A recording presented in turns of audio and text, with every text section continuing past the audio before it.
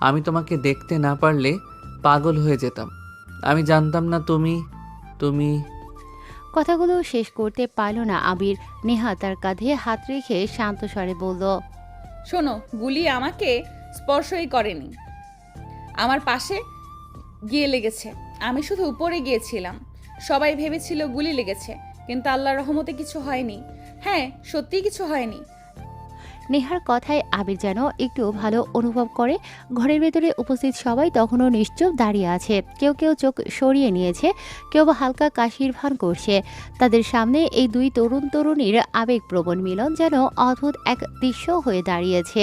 নেহার বাবা কপাল কুঁচকে আবিরের দিকে তাকালো। তার চোখে উদ্বেগ, কিছুটা রাগও আছে, কিন্তু মেয়ের চোখে শান্তির ছাপ দেখে তিনি কিছু বলল না। একজন কর্মী এগিয়ে এসে বলল, ডাক্তাররা আসছে স্যার, প্রেস কনফারেন্স নিয়েও নির্দেশ এসেছে। ঘরে আবার আলোড়ন উঠল, কিন্তু আবির আর নেহা তখনও একে অপরের চোখে ডুবেছিল। আবিরের মাথায় তখনও ঘুরছে ভয়ের স্রোত। যদি গুলি সত্যি নেহাকে লাগতো, যদি আজকের দুপুরেই সব শেষ হয়ে যেত। নেহা তার চোখে চোখ রেখে বলল, আবির, এটাই রাজনীতির বাস্তবতা। ভয়, ষড়যন্ত্র, আক্রমণ সবই আছে। তুমি যদি আমার পাশে থাকতে চাও, তবে এসব সহ্য করতেই হবে। আবির কেঁপে উঠল। তার বুকের ভেতরের ভালোবাসা আর ভয় দুই গলাগলি করছে। সে জানে না ভবিষ্যৎ কি, শুধু জানে আজকের দুপুর তাকে বদলে দিয়েছে। ঘরের বাইরের ভিড় বাড়ছে, সাংবাদিকদের ক্যামেরার ফ্ল্যাশ ভেতরে এসে পড়ছে, রাজনৈতিক কর্মীরা স্লোগান দিচ্ছে, পুলিশের গাড়ির সাইরেন বাজছে। সবকিছুর মাঝেও আবির আর নেহা দাঁড়িয়ে আছে একে অপরকে আঁকড়ে ধরে। ঘরে ঢুকেই আবির যেন সমস্ত নিয়ন্ত্রণ হারিয়ে ফেলে। এতক্ষণ সে নিজের ভেতরের ঝড়কে সামলানোর চেষ্টা করেছে, কিন্তু যখন চোখের সামনে নেহাকে দেখতে পায়, তখন আর সে কিছু ভেবে উঠতে পারল না। সে সরাসরি গিয়ে নেহাকে জড়িয়ে ধরে চুমু খায় ঠোঁটে। যেন সেই আলিঙ্গন ছাড়া তার শ্বাস প্রশ্বাস চলবে না, যেন সেই স্পর্শ ছাড়া সে নিশ্চিত হতে পারছিল না নেহা বেঁচে আছে, তার সামনে দাঁড়িয়ে আছে, সত্যি জীবিত আছে কিনা।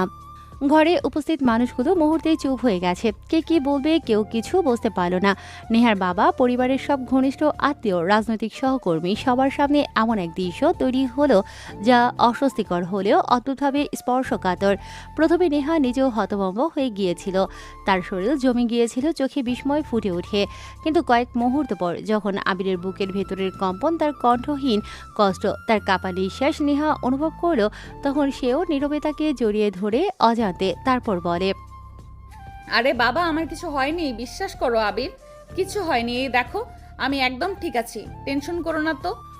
আবিরের কাছে নেহার এই কথাগুলো ছিল শান্তির মতো, কিন্তু আবির তখনও কাঁদছিল। তার বুকের ভেতরে জমে থাকা ভয়ের ঢেউ তখনও থামেনি। কতক্ষণ তারা এভাবে দাঁড়িয়েছিল কেউ জানে না, সময় যেন অন্য ছন্দে বয়ে যাচ্ছে। আবির পরে মনে করলে ঠিক বলতে পারবে না কত মিনিট বা কত সেকেন্ড পরে সে নিজেকে নেহার কাছ থেকে আলাদা করে। যখন সে অবশেষে নেহার চোখে চোখ রাখে, তখন খেয়াল করলো ঘর একেবারে ফাঁকা হয়ে গেছে, সবাই নিঃশব্দে সরে গেছে, হয়তো ইচ্ছে করেই তারা বেরিয়ে গেছে এই দুই মানুষকে একা থাকার সুযোগ করে দিতে। আবির কিছুটা অপ্রস্তুত হয়ে গেল, আর নেহা তার দিকে তাকিয়ে হালকা মুচকি হেসে বলল, এমন বাচ্চাদের মতো আচরণ করে কেউ? সবার সামনে আমাকে এইভাবে জড়িয়ে ধরলে, আবার চুমুও দিলে। আমি লজ্জায় শেষ হয়ে যাচ্ছিলাম। সত্যি সরি। আসলে আমি তুমি কে? জানি না, নিজেকে ধরে রাখতে পারিনি। বারবার মনে হচ্ছিল যদি তোমার কিছু হয়ে যেত। আবিরের গলার স্বর থেমে গেছে, চোখে জমে থাকা আতঙ্ক কথাগুলো শেষ হতে দিল না। নেহা দীর্ঘক্ষণ আবিরের দিকে তাকিয়ে রইল, তারপর হঠাৎ এগিয়ে এসে তার ঠোঁটে এক গভীর চুম্বন এঁকে দেয়। কিছুক্ষণের মধ্যেই নেহা আবিরকে টেনে নিল ভেতরের আরও এক কক্ষে। তারা একে অপরকে এমনভাবে ভালোবাসতে লাগলো যেন এই দুনিয়ার কাল বলতে কিছুই নেই। আবির নেহার গা থেকে একটা একটা করে কাপড় খুলে ফেলে। নেহা বাধা দেয় না, আবিরকেও আলগা করে আবিরের উপরে ঝাঁপিয়ে পড়ে। তারপর তারপর আর কিছু নেই, বাকিটা বিয়ে করেন। সন্ধ্যার কিছু পর নেহা নিজেকে গুছিয়ে নিল। বাইরে ভিড় জমেছে, সাংবাদিকরা অপেক্ষা করছে। নেহা আসে বাহিরে, সে সবাইকে জানালো, সব ঠিক আছে, আমার শরীরে কোনো আঘাত লাগেনি। হামলা হয়েছিল, কিন্তু স্নাইপারের গুলি লক্ষ্য ভ্রষ্ট হয়েছে। কে এই হামলার পেছনে আছে আমি খুঁজে বের করব। আমি মোটেই ভীত নই, বরং এখন থেকে আমার কাজ আরো বেশি উদ্যম আর সততার সঙ্গে চালিয়ে যাব। ক্যামেরার ফ্ল্যাশে তার মুখ ফুটে উঠল। চারপাশে সবাই মুগ্ধ হয়ে তাকিয়ে আছে নেহার দিকে। আবির দূর থেকে তাকিয়ে দেখছিল আর ভাবছিল এই মেয়েটি তার নেহা, যে কিনা মৃত্যুর মুখোমুখি হয়েও ভয় পায় না। সেদিন রাতে আবির আর ফিরে যেতে পারল না, সে নেহার বাসাতেই থেকে গেল। তার এক মুহূর্তের জন্য চোখের আড়াল করতে ইচ্ছে করছিল না নেহাকে। কি ভাবছেন, রাতে আবার গক গক হবে? আপনারা বেশি ভাববেন না বলছি। রাত নামলো, শহরের কোলাহল ধীরে ধীরে স্থমিত হয়। ঘরের ভেতরে আলো নিভে এলো। নেহার ঘরের বারান্দায় তারা দুজন বসে। আকাশে অসংখ্য তারা জ্বলছে, দুজনের হাতে কফির মগ, চোখে হাজারো প্রশ্ন, বুকের ভেতরে গোপন আগুন বইছে। নেহা ধীরে ধীরে বলল, এই যে প্রফেসর সাহেব, আপনি যে কাজটা করলেন এতগুলো মানুষের সামনে, সেটা কি ঠিক হয়েছে? আমার বাবা ছিল, তার বন্ধুরাও ছিল, তারা কি ভাবলো বলুন তো? পিএমও ছিল কিন্তু। যা খুশি ভাবুক, আমার বউ বলে কথা। মিস্টার, এখনো বউ হয়নি তোমার। হওনি, হবে, খুব শিগগিরই হবে। আমি তো তোমাকে নিজের বউই মনে করি, আর তুমি যদি সেটা না ভাবতে তাহলে রুমের ভিতরে ওই কাজ। আবির কথা শেষ করতে পারল না। নেহা তৎক্ষণাৎ বলল, আই বেয়াদব, চুপ। বারে, তুমি করতে পারো আর আমি বলতে পারি না? এবার কিন্তু ভালো হবে না, একদম চুপ। ওই সময়ে তোমার মাথা যেমন ঠিক ছিল না, আমারও ছিল না। ঠান্ডা মাথায় এইসব কখনো ঘটতো না, বুঝলে? আবির কিছু বলল না, শুধু চুপচাপ তাকিয়ে রইল নেহার দিকে। নেহা কয়েক মুহূর্ত চুপ করে রইল, তারপর আস্তে করে বলল, জানো, তোমার ওই চেহারা দেখে আমারও আসলে আমিও আবেগ নিয়ন্ত্রণ করতে পারিনি। জীবনে এত মানুষ আমাকে চেয়েছে, অনেকেই চেষ্টা করেছে, কিন্তু তোমার মতো করে কেউ কখনো আমাকে চায়নি। কেউ আমার ভেতরের মানুষটাকে এত তীব্রভাবে অনুভব করতে পারেনি। আমি যেদিন তোমাকে তুলে নিয়ে এসেছিলাম, সেদিন মোটেও ভুল করিনি। নেহার কণ্ঠে যেন লুকানো স্বীকারোক্তি দেখা যায়।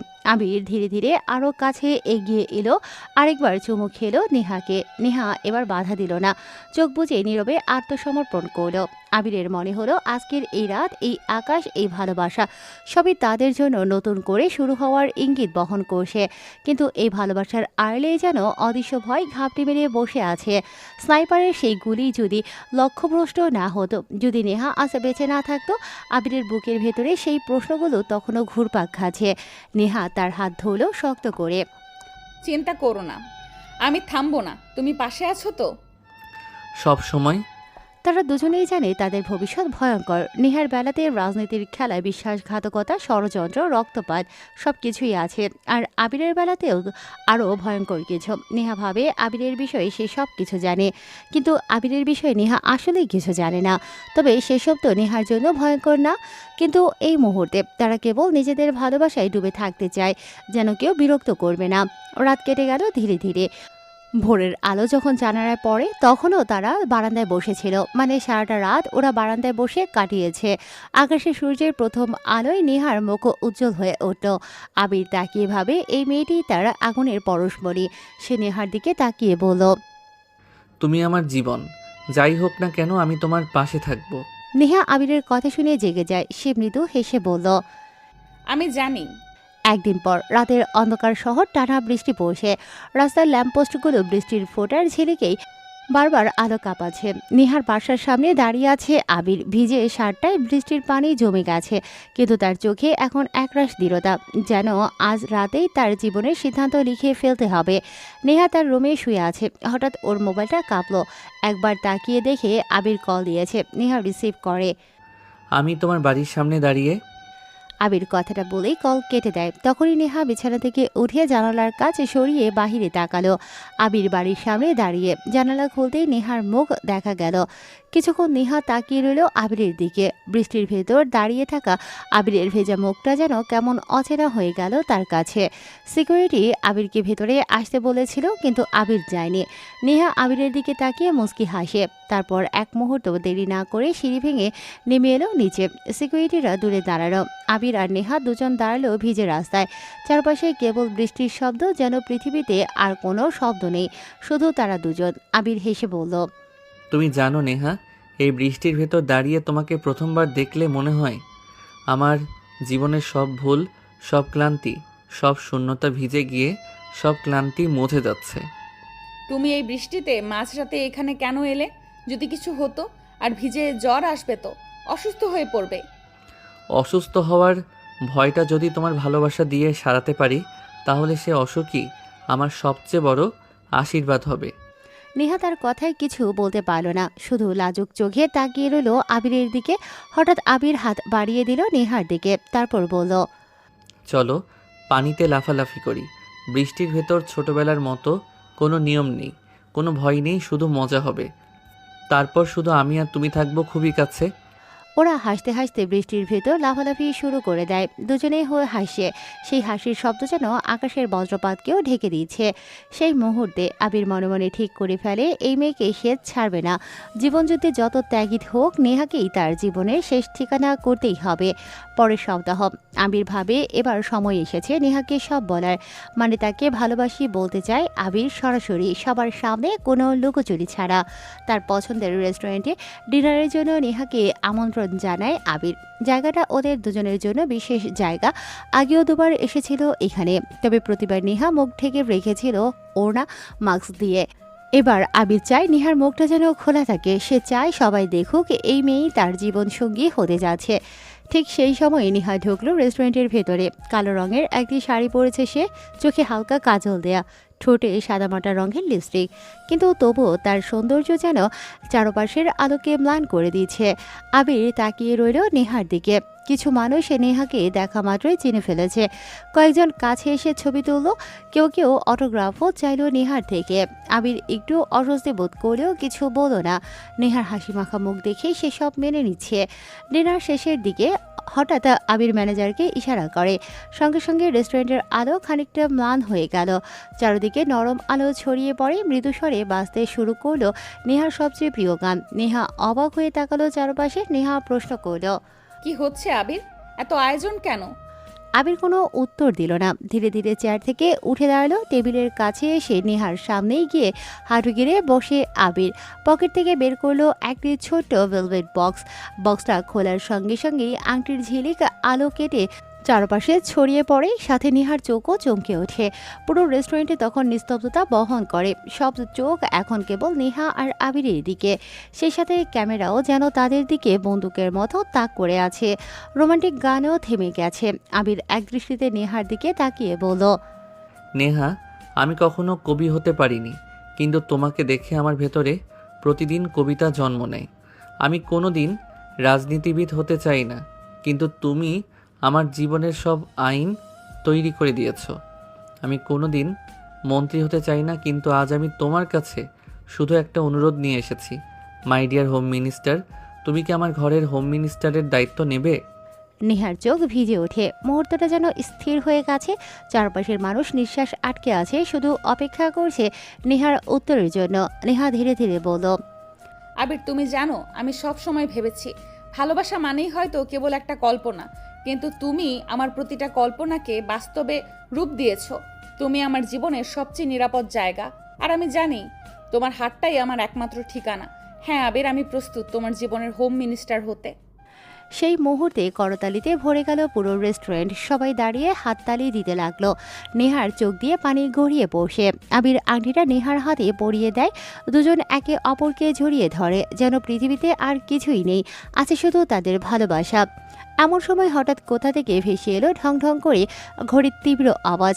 আবির ভ্রু কুঁচকে তাকালো চারপাশে, তারপর এক মুহূর্তেই কাঁচ ভাঙার শব্দ ছড়িয়ে পড়ল চারপাশে। তারপর হুট করেই একটা গুলির শব্দ শোনা যায়। আবির বুকের ভেতরে হঠাৎ আগুনের মতো ব্যথা ছড়িয়ে গেল। ওর সাদা শার্ট লাল হয়ে গেল রক্তে। আংটিটা তখনও হাতে আঁকড়ে ধরে আছে আবির, কিন্তু পায়ের নিচ থেকে মাটি সরে যাচ্ছে যেন ওর।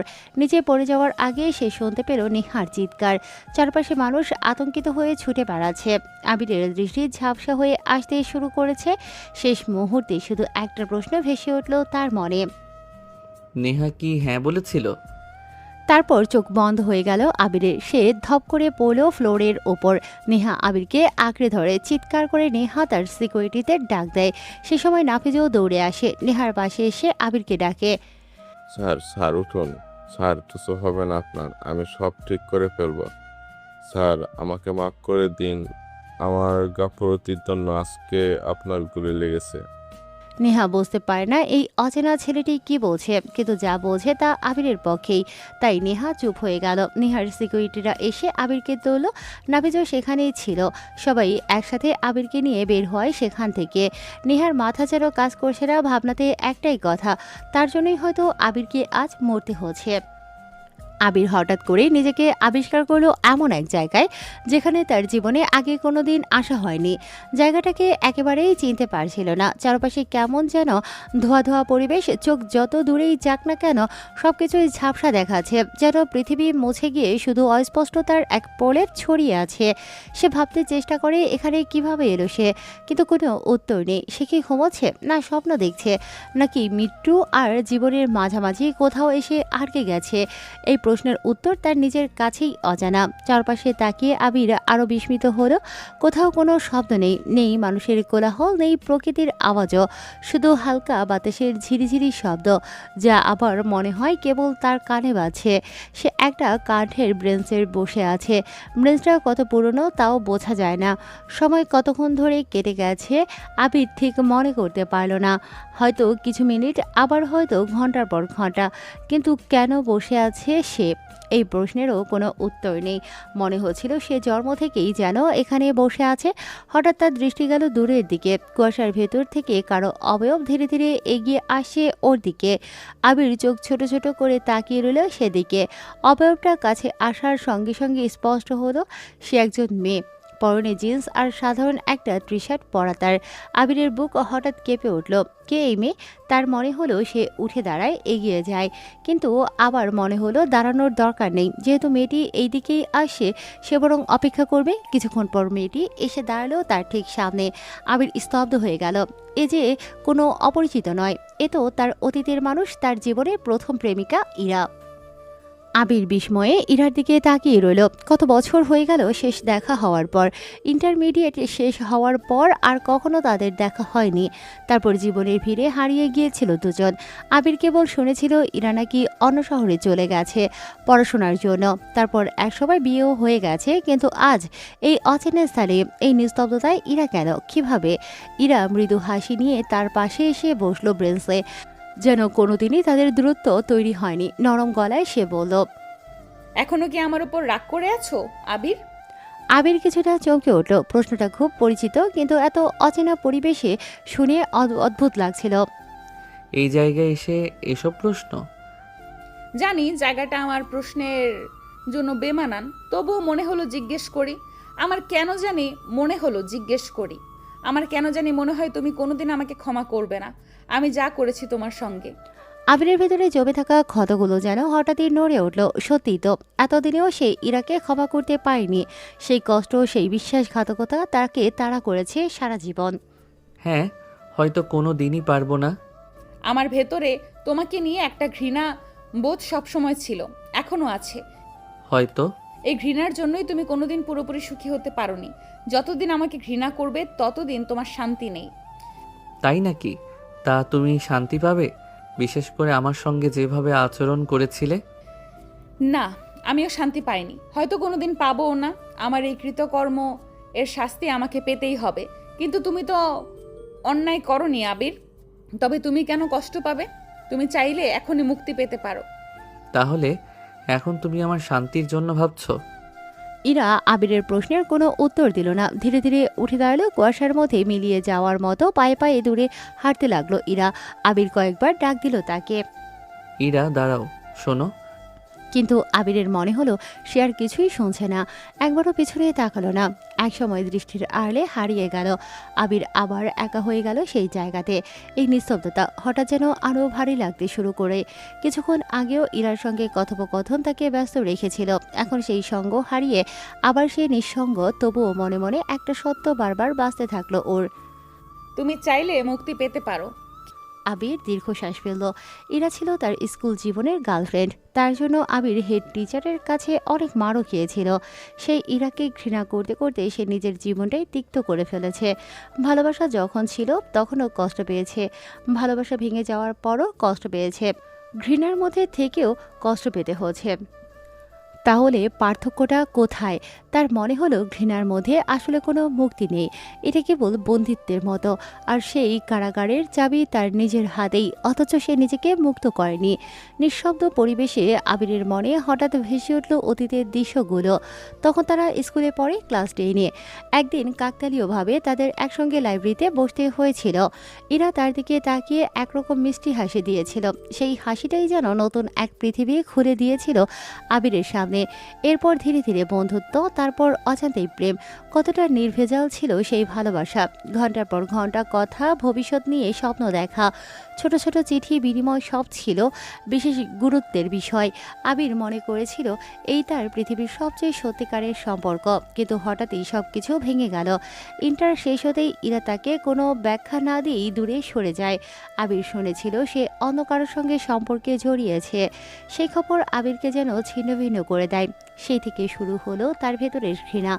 মনে হয়েছিল ভালোবাসা আসলে বিশ্বাসঘাতকতার আরেক নাম। কিন্তু আজ এই অদ্ভুত স্থানে ইরার মুখোমুখি হয়ে আবির উপলব্ধি করল ঘৃণা তাকে কোনো শান্তি দেয়নি, বরং প্রতিদিন নতুন করে আঘাত করেছে। সে নিজেকে প্রশ্ন করল, যদি আমি ইরাকে ক্ষমা করি তাহলে কি আমি মুক্ত হব? এরপর হঠাৎ আবির দেখতে পায় ক্রিস্টোফার দাঁড়িয়ে কিছুটা দূরে। গায়ে ওর কালো কোট, শরীরে বয়সের ছাপ স্পষ্ট, চেহারা ফ্যাকাশে হয়ে গিয়েছে।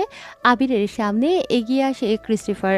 আবিরের পাশে বসলো, হাতে সিগারেট, তার মাথায় বড় একটি টুপি পরা। আবিরের দিকে তাকিয়ে বিদ ঘুটিয়ে একটা হাসি দিয়ে বলে, তুমি যদি আমাকে এদের থেকে বাঁচাও, তোমাকে আমি 10 কোটি টাকা দেব। যেভাবেই হোক আমাকে এখান থেকে বের করো। হয়তো গড চেয়েছে আমি বাঁচি, তাই তোমাকে পাঠিয়েছি।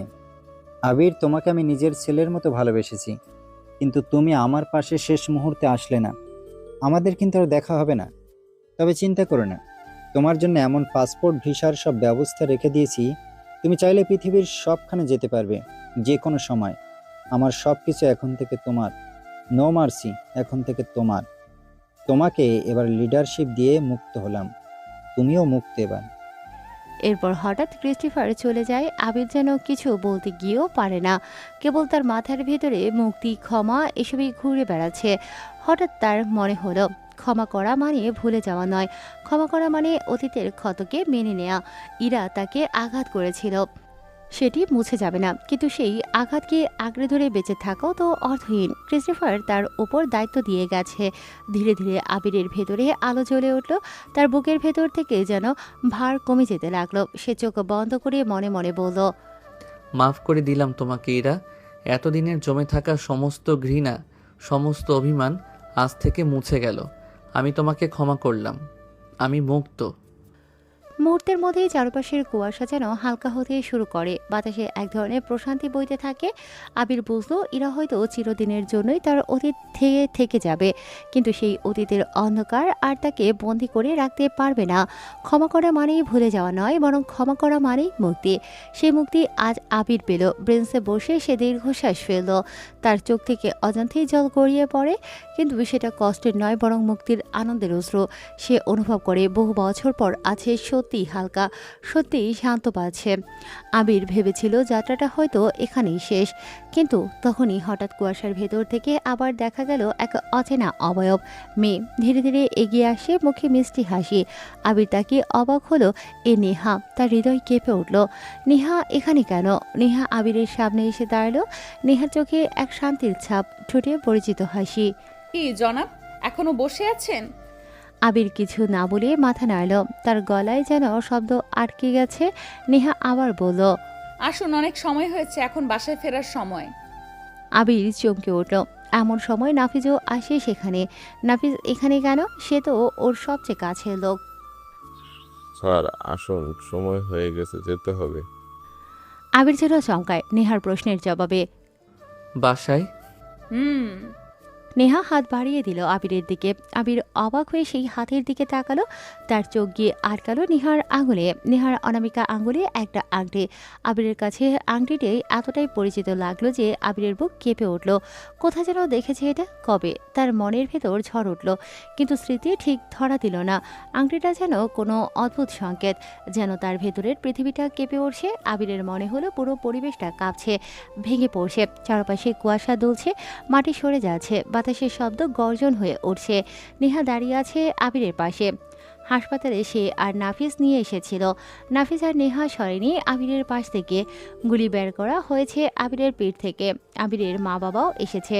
সবাই আবিরের জ্ঞান ফেরা নতুবা শেষ খবর শোনার অপেক্ষা করছে আবিরের জন্য। আবির হঠাৎ চোখ মেলে জেগে ওঠে। প্রথম কয়েক সেকেন্ড সে বুঝতেই পারল না কোথায় আছে। ছাদের দিকে তাকিয়ে রইল বিস্ময়ে। এ ছাদ তো তার ঘরের নয়। তার ঘরের সিলিং হালকা হলদে রঙের, একটু দাগও আছে। এখানে সবকিছু একদমই সাদা। তাহলে কোথায় সে? মুহূর্ত পরেই মনে পড়ল সে তো নেহার সঙ্গে রেস্তোরাঁয় ছিল। দীর্ঘদিনের দ্বিধা কাটিয়ে সেদিনই প্রপোজ করেছিল তাকে। কতক্ষণ অপেক্ষা করেছিল নেহা হ্যাঁ বলবে বলে। ঠিক তখনই হঠাৎ বুকের ভেতর তীব্র এক ব্যথা অনুভব করেছিল আবির। চোখ নামিয়ে দেখেছিল তার বুক রক্তে ভেসে যাচ্ছে। গুলি লেগেছে। শুনেছিল একটা আওয়াজ কাঁচ ভাঙার মতো। তারপর তীব্র যন্ত্রণা, চোখ অন্ধকার হয়ে যাওয়া। হ্যাঁ, স্নাইপার রাইফেলের গুলি ছিল সেটা, আর ওটা আবিরের গায়ে লেগেছে। নেহাকে প্রপোজ করে যখনই বসা থেকে উঠে দাঁড়ায় তখনই গুলিটা এসে লাগে আবিরের পিঠে। আবিরের জ্ঞান ফিরেছে। এখন সে বুঝলো আবির হাসপাতালে, চিকিৎসকরা তাকে উদ্ধার করেছে। আর এতক্ষণ সে যে অচেনা স্থানে ঘুরছিল সেটা আসলে তার মনের ভেতরের যাত্রা। মৃত্যু আর জীবনের মাঝামাঝি এক অভিজ্ঞতা। সেখানে সে দেখেছে যাদের কাছ থেকে কষ্ট পেয়েছিল আর একে একে সবাইকে ক্ষমা করেছে। আর শেষে নেহা আর নাফিস এসেছে। দূরের পেছনে ওর মা বাবাও ছিল। আবির বুঝতে পারে ওদেরকে সে ভালোবাসে আর ওরাও ভালোবাসে। আবিরের চোখে জল চলে আসলো। নেহার হাতের আংটিটা, এটা কি কোনো প্রতীক? ও কি সত্যি তার পাশে থাকবে? হয়তো ওই তাকে টেনে এনেছে জীবনের দিকে। আবির নিঃশ্বাস নিল ধীরে। পিঠের ব্যথা এখনো আছে, কিন্তু কে গুলি করলো, কেন করলো? এসব প্রশ্নের উত্তর তাকে খুঁজে বের করতে হবে। আবির চোখ মেলে তাকালো ছাদের দিকে। কয়েক সেকেন্ড ধরে সে বুঝতেই পারছিল না সে কোথায় আছে। তার দেহে এই ভারী ব্যথা কেন? যখন সামান্য নড়ার চেষ্টা করলো বুকের ভেতর যেন ব্যথা অনুভব হয়। ব্যথার তীব্রতায় মুখ দিয়ে চাপা একটা শব্দ বেরিয়ে এলো। আহ! সেই আওয়াজের পরপরই সামনে ভেসে উঠল এক অপরিচিত মুখ। নেহা। মেয়েটার চোখ লাল হয়ে আছে, যেন দীর্ঘ 4 দিন ধরে ঠিকমতো ঘুমোয়নি। আবির টানা 4 দিন কোমাতে ছিল। চোখের কোণে পানি ঝিলমিল করছে নেহার। আবির ভাবতেই পারে না নেহা এতটা ভেঙে পড়তে পারে তার জন্য। আবির কষ্টে ধীর গলাতে বলল, নেহা তুমি? শব্দগুলো উচ্চারণ করতে তার বুকটা কেঁপে উঠল। ব্যথা ছড়িয়ে পড়ল সারা শরীরে। নেহা প্রথমে কিছুক্ষণ স্থির হয়ে তার দিকে তাকিয়ে রইল। তারপর আচমকা হাসি ফুটল ওর ঠোঁটে, কিন্তু চোখ বেয়ে গড়িয়ে পড়ল অশ্র। নেহা ধীরে তার অনামিকা আঙুলটা সামনে ধরে সেখানে চকচক করছে আবিরের দেয়া আংটি। তুমি যদি না জাগতে আবির, তবে আমি কি নিয়ে বেঁচে থাকতাম? যদি কিছু হয়ে যেত তোমার, আমি বিয়ের আগে মোটেই বিধবা হতে চাই না, হতে দেবও না। শব্দের শেষে নেহার জোর দেখে আবির অবাক হলো। বুকের যন্ত্রণা সাময়িকে ভুলে গিয়ে আবিরের মুখে এক ফোঁটা হাসি ফুটল। ভালো লাগছে যে আমি বেঁচে আছি আর তুমি আমার পাশে। আমি জানি আবির, গুলিটা আমার জন্য ছিল, কিন্তু তোমার গায়ে এসে লাগছে। আবিরও সেটা জানে। গুলিটা তার জন্য নয়, নিশানা ছিল নেহা। কারণ নেহার কাজকর্ম, নেহার অবস্থান এসব তাকে বহু ক্ষমতাবান মানুষের চোখে কাটার মতো করে তুলেছিল। অনেকেই নেহাকে চায় না। সাদমান মরার পরেও খেলাটা যেন শেষই হচ্ছে না। তবে ভাগ্যের নির্মম খেলায় আবির মাঝপথে পড়ে গিয়েছিল আর এখন হাসপাতালের বিছানায় শুয়ে মৃত্যুর সঙ্গে লড়াই করছে। নেহা আবার কিছু বলার আগেই দরজার কাছ থেকে একটা কণ্ঠস্বর ভেসে এলো। আবির তাকালো সেদিকে। ফারিনা মানে আবিরের মা সঙ্গে বাবা আলফাজও ঢুকেছে। সবার পেছনে নাফিজও ঢুকছে। ফারিনা ছুটে এসে ছেলেকে দেখে হাউমাউ করে কেঁদে উঠল। আবিরকে বুকে জড়িয়ে ধরতে চাইল, কিন্তু যন্ত্রণা বাড়বে ভেবে নার্স তাকে থামায়। কাঁদতে কাঁদতে ফারিনা বলতে লাগলো, সব ওই মেয়ের জন্য হয়েছে। ওই মেয়ে না থাকলে এসব হতো? আমার ছেলেকে এমন অবস্থায় দেখতে হতো? শিক্ষকতা করছিলি, সেটা কি ভালো ছিল না? কেন এসবে জড়ালি বাবা? ফারিনার চোখ রাগে জ্বলছিল। নেহার দিকে সরাসরি তাকিয়ে আবার বলে, ওই মেয়েটার জন্যই আমার ছেলে আজ মরতে বসেছে। আবির তাকালো নেহার দিকে। মেয়েটা নিশ্চুপ দাঁড়িয়ে আছে, মুখটা গম্ভীর হয়ে গেছে। ওর চোখে লজ্জা নেই, কিন্তু কষ্ট আছে। কোনো প্রতিবাদ করছে না, চুপ করে সব শুনছে। ফারিনা বারবার বলে যাচ্ছে, আবির, তোর সাথে ওর সম্পর্ক থাকলে এভাবে বিপদে হবে। আর কখনো যেন এই মেয়ে তোর ধারে কাছে না ঘেঁষে। থামো না মা, এভাবে বলার দরকার ছিল মা? আমি যা বলছি ঠিকই বলছি। রাজনীতিবিদদের আমি কখনো সহ্য করতে পারি না। তুই বল, ওই মেয়ে যদি তোর জীবনে না আসতো তাহলে এসব হতো? আবির সহ সবাই চুপ করে রইল। এক অর্থে ওর মায়ের কথা সত্যি, নেহার কারণে অনেক ঝুঁকি এসেছে তার জীবনে, কিন্তু তবুও সে জানে নেহাকে সে ছেড়ে দিতে পারবে না। আর তাছাড়া নেহা ছাড়াও আবিরের সত্য জানলে হয়তো ফারিনা বেগম স্ট্রোক করতে পারে। আবির বলে, যা হবার হবে, আমি নেহাকে ছাড়বো না। তুমি এখন এসব কথা বলা বন্ধ করো তো, এভাবে বলবা না। শোন, যা বলছি ঠিকই বলছি। কেন এমন করছো? আমি কিচ্ছু জানি না। এই মেয়ের সাথে আমি তোর মেলামেশা করতে দিব না। দেখো, এসব বলে লাভ নেই মা, যা হবার হবে। এটা নিয়ে আমি ভাবতে চাই না। আমি নেহাকে ছাড়বো না। হ্যাঁ, এখন তার ছাড়বা কেন? তুমি নায়ক হয়েছো, মরবা তবু নায়িকাকে ছাড়বা না। থামো মা, আমি ভালোবাসি নেহাকে, ছাড়বো কিভাবে বলো? হ্যাঁ, এখন ছাড়বি কেন? মরবি তবু ওই মেয়েকে ছাড়বি না? আমরা কি? বুক খালি হলে তো আমাদের হবে, অন্য কারো তো নয়। কিন্তু আমার কথা ভাবে কে? এ বলে কান্না ভেজা চোখে তিনি ঘর থেকে বেরিয়ে গেল। আবির নিঃশব্দে তাকিয়ে রইল মায়ের দিকে, তারপর দৃষ্টি সরিয়ে আলফাজের দিকে করে। আলফাজ হালকা হাসে, তারপর চুপচাপ এসে বিছানার পাশে বসে বলল, তোর মায়ের মাথা একটু গরম হয়ে আসছে, সময় লাগবে শান্ত হতে। নেহা, মা তুমি কিছু মনে করো না, কিন্তু আবির, আমি তোকে একটা কথা বলি, নেহাকে আমার ভালোই লেগেছে। শুরুতে ভেবেছিলাম হয়তো মেয়েটা টাইম পাস করছে, কিন্তু গত 4 দিনে বুঝেছি ও সত্যি তোকে ভালোবাসে। 1 মিনিটও চোখের আড়াল করেনি, ঠিকমতো খায়ও নি কিছু। আবির চুপ করে শুনছিল। বাবার কথায় বুকটা হালকা হলো ওর। নেহা এবার লজ্জা পাচ্ছে। আলফাজ আবার বলে, এর মধ্যে অনেকেই তোকে দেখে গেছে, এমন মানুষ এসেছে কল্পনাও করিনি। প্রধানমন্ত্রী অফিস থেকে ফোন এসেছে আমার কাছে, বুঝতে পারছিস ব্যাপারটা? তাছাড়া কিছু অচেনা মানুষও এসেছিল, ওরা বিদেশি, তোকে স্যার স্যার করছিল, বলছিল স্যারকে গুলি করেছে জানেন কিছু। এমন কথায় কি বলবো বল? তবে ওরা কেমন যেন দেখতে মনে হচ্ছিল, জোর করে সাধারণ সাজার চেষ্টা করেছে। যাই হোক, একটা নতুন ছেলে, কি যেন নাম, ও নাফিজ, এই যে এই ছেলেটা, সে সবাইকে সামলেছে। নাফিজ নাকি তোর স্টুডেন্ট ছিল, টিউশনি করাতি তাকে।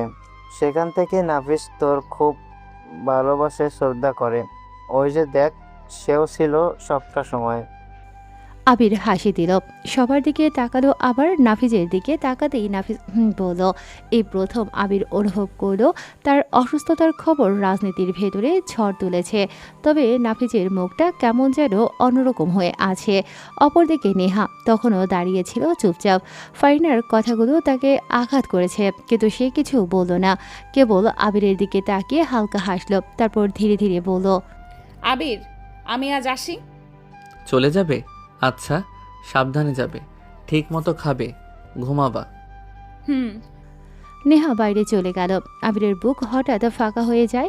মনে হলো নেহা যতক্ষণ ছিল তার ব্যথার অর্ধেক যেন হারিয়ে গিয়েছিল, আর এখন আবার কষ্ট ফিরে আসছে। আলফাজ সাহেবও চলে যায়। আবির এবার উঠে বসলো, ব্যথা নিয়ে নাফিজের দিকে তাকায়। রুম এখন ফাঁকা, কেবল নাফিজ দাঁড়িয়ে।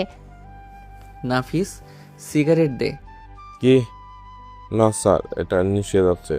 স্মোকিংয়ের রিপোর্ট বহু কষ্টে সরিয়েছি, না হলে নেহা ম্যাম জানতে পারতো। অ্যাটাকটা কে করেছে খোঁজ নিয়েছিস? আসলে স্যার, খোঁজ নেইনি, কারণ নাফিস, ভালো করে জানিস আমি কি করতে পারি। আন্ডারওয়ার্ল্ড আমি শেষ করে দেব। ক্রিস্টোফারকে কল দে। স্যার, আসলে খোঁজ নিতে পারতাম, কিন্তু ক্রিস্টোফার স্যার আজ সকালে মারা গিয়েছে। আমরা তার ফিউরালে ছিলাম, সবাই আপনাকে খুঁজছে। আপনার গুলি লেগেছে কাছের মানুষরাই জানে, বাকি গ্যাংরা জানে না। কি? ক্রিস্টোফার মারা গেছে? আবির ওর ব্যথা নিয়েও উঠে দাঁড়ালো। ক্রিস্টোফারের মুখটা ভেসে উঠল আবিরের চোখের সামনে। 6 ফুট 3 ইঞ্চির লোকটা সবসময় লম্বা কালো কোট পরত। শার্টের ওপরে বয়সের সত্ত্বেও লোকটা সবসময় ক্লিন শেপে থাকতো। ডান দিকের ঠোঁটে সবসময় চরুট ধরা থাকতো। আবির আর ক্রিস্টোফার যেদিন 4-5 জন সেনাকে মেরেছিল তখনও ক্রিস্টোফার হাসতে হাসতে আবিরকে বলেছিল, Respect is not given, it is taken by force. If you betray me, your grave is already dug. I don't believe in mercy, I believe in revenge. In this world, you are either the predator or the prey. My silence is more dangerous than my violence. Remember one thing, kingdoms are built on blood, not only on promises. Can you go with me, young boy?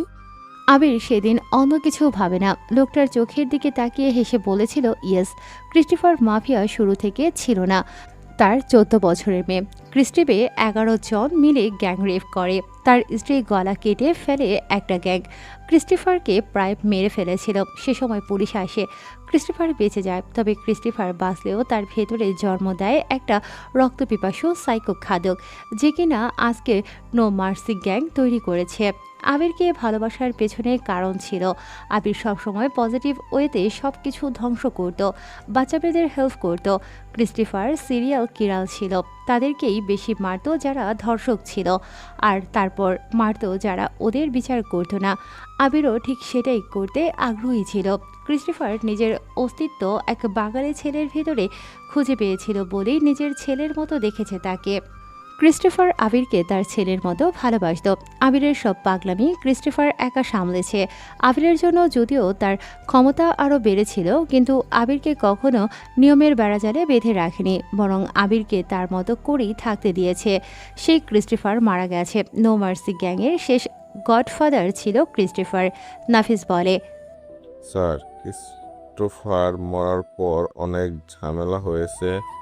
কে হবে no mercy gang এর godfather সেটা নিয়ে, কিন্তু সেসব ব্যবস্থা Christopher বহু আগে করে গিয়েছে। তিনি সব লিখিত দিয়ে গেছে, তবে ওনার যা যা ছিল সব আপনার নামে দিয়ে গেছে, যা প্রায় 1000 কোটি টাকার সম্পত্তি হবে। আর আন্ডারওয়ার্ল্ডের গডফাদার এখন আপনি। এই হলো সব অরিজিনাল পেপারস। আবির চুপচাপ মাথাটা নিচু করে বিছানায় বসল।